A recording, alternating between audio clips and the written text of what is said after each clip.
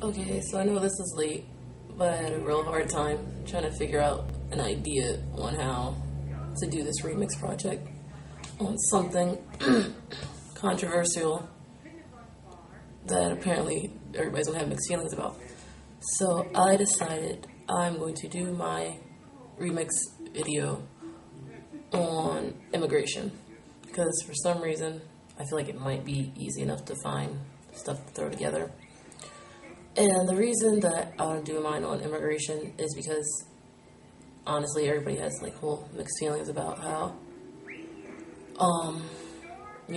if we should let people into the country from, illegally, blah, blah, or the people that are in this country illegally, should they be allowed here and everything. And my honest opinion is, if you think about it, these people are leaving their country because of, some kind of doom that is occurring.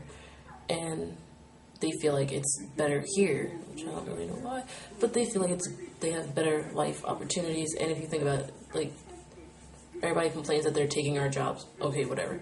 But they're taking also the craptastic jobs that apparently we're too lazy to do. And that's why I want to do my remix project on immigration. And I hope this is 2 minutes because I don't know what else to say.